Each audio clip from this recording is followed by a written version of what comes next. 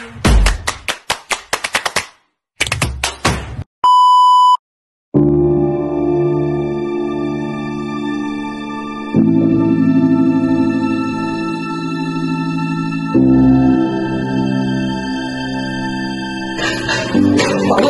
na ako! Kung pagod ka, mas pagod na ako. Maghiwalay na lang tayo. Hindi maghiwalay.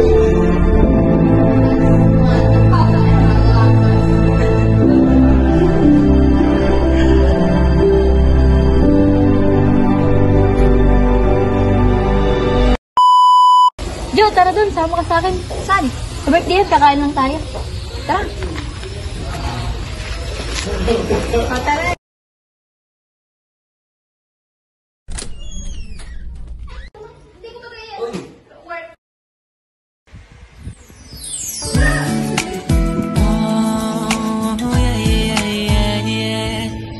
Nakilala kita sa di ko inaasahang pagkakataon. Nakakabigla.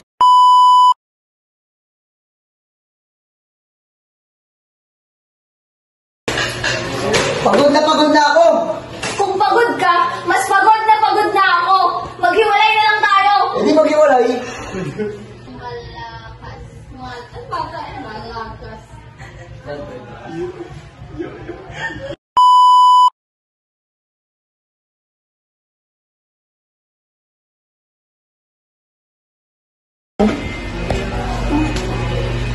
Alis na ako na. Alis ka, ayaw ko nang makita.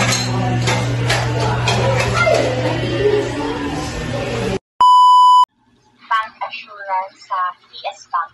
So, ang sa financial specialist ko tawagin. Yung mga nagtitinda ng mga insurance.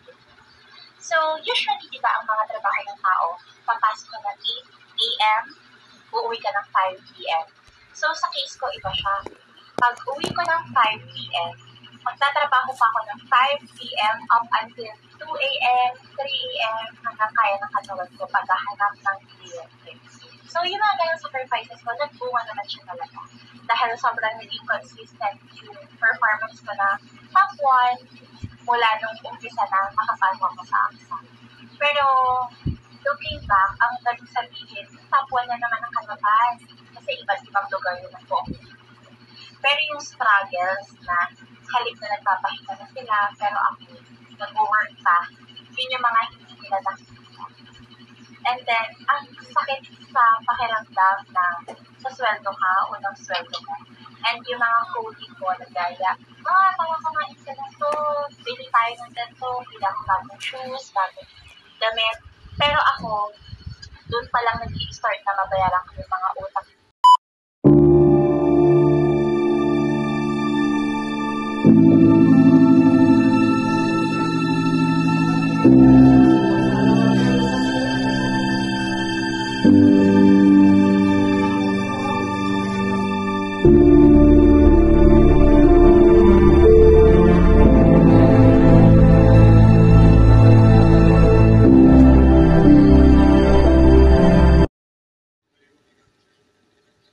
Mami ko, kasi naipon siya talaga simula nung nawala yun. And doon nag-sink in sa akin na, okay, ako na to, ako na lahat. Sa responsibilidad, ako na lahat, ako na aasahan. And then, doon, simula nung nagka-baby na ako, yung first baby, doon ako nag-start mag-decide na mag-resign. So, doon ako na-open sa work from home. And then, doon sa work na yun, doon ako na-open na mag-try ng business na pwede sa bahay. Doon nag-start yung Get and Grab. Nag-start ako sa sarili kong damit. As in pre-love.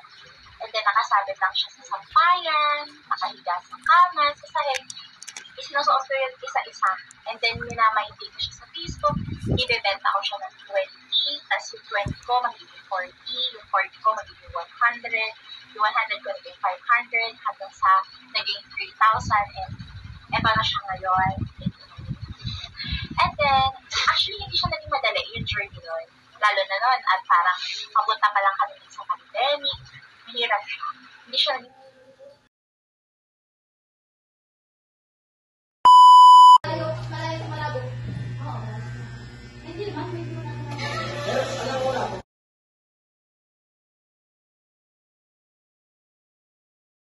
Bili na po kayo, muna lang. Daw ganyan, bili na po kayo.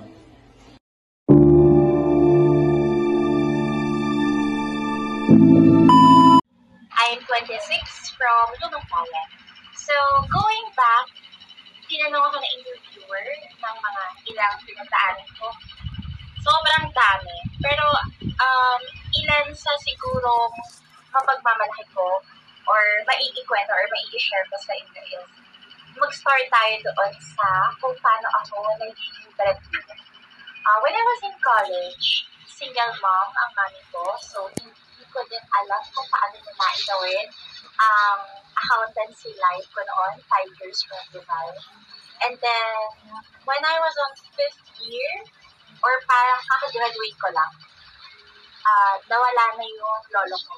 So, kilala siya dito sa Calapan. So, pag tinatanong, sinong lolo mo? Si Attorney Baculo. And then, sumusunod na yung mga privileges. Ay, una ka na! Ako ka pala ni Attorney Baculo. So, growing up, parang nabitbit ko yun na may magandang legacy ang lolo. And then, dahil syempre, tao tayo, umuwi tayo kay Lord, doon nagsimula yung struggles ko. Lumakiyak kami na medyo maaywan ang buhay talaga, to be honest, may tigilis ang yaya. And then, nung nawala na yung bad ko, doon ako nag-start maging breadwinner. Yung struggle mo na mag-work ka, kasi ang una ko pong work is bank assurance sa PS Bank. So, AXA Financial Specialist kung tawagin.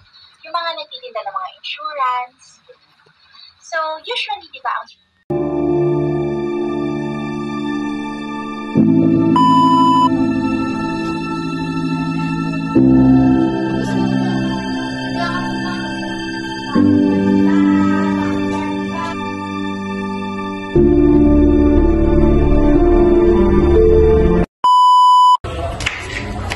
Tara, mag-McDo. Ay, sige, kayo na lang. Busog pa ako eh.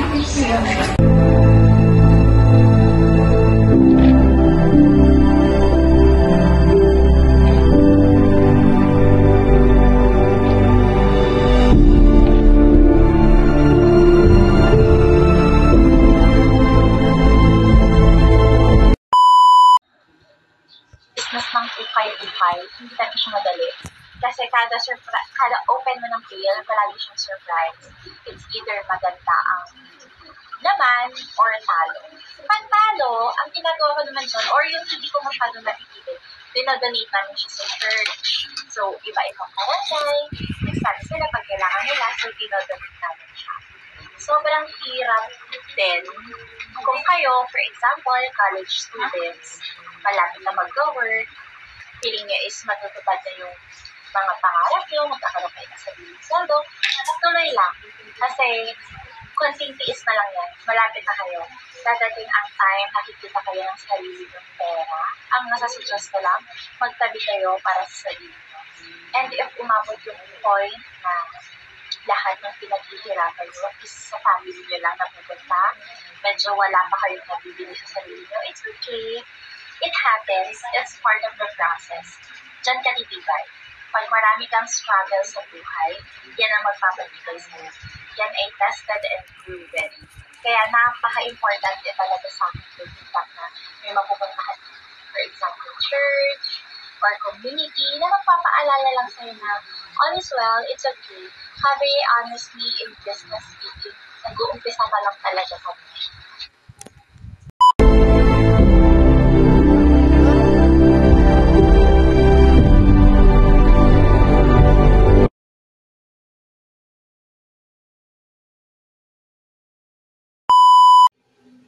Inconsistent. Pero ang isa sa nakita ko sa sarili ko, kahit anong work ko, palaging hindi ko mabitawan yung ganito. Mag-work ako ng 8 to 5, pero after noon, magla-live service ko. Tapos, pag walang pasok, Sabado, holiday, live selling ko. And then, na-realize ko noon na ang hirap talaga. Halip na yung iba kung kabatch is nakakapuntor na, ang dami na nilang nagbibili. Pero ako is, nagbabayad pa din ng utang ng kulang, something like that. Typical Filipino story na gaahon sa mga magulang. Pero wala naman akong regrets. Kasi kinaya ko lang din lahat yun dahil ni Lord. Sobrang pinag-give ko na lang lahat yun.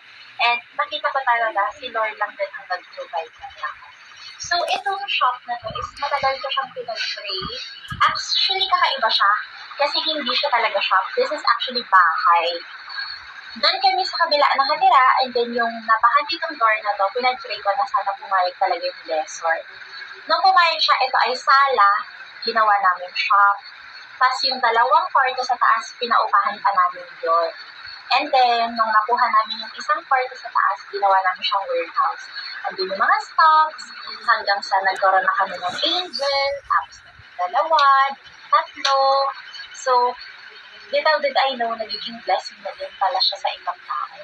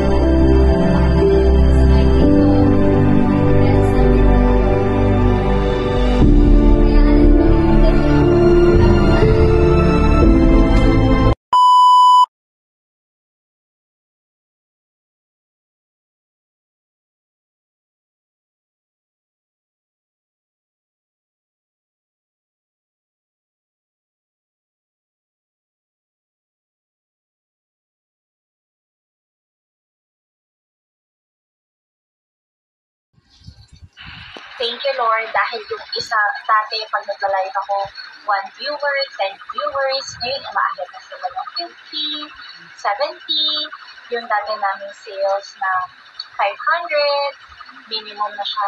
Thank you, Lord, sa advance series, 7,000, kada live. Yan ay dahil hindi namin galing. Hindi kami nag-start ng magaling agad. Lahat yan pinagdaanan ko. Walang nanonood sa live, walang bumibili, katambak ang paninda. Saan lalabas ang creativity mo. Kaya kung ang sitwasyon mo ngayon is hopeless, for example, sa pag-aaral, medyo mababa ang thesis, lahat yan pinagdaanan ko. And look at me now, medyo malayo na, pero malayo-layo pa. Ano pa ang sasabihin? So, anong kailangan ko na yung saan?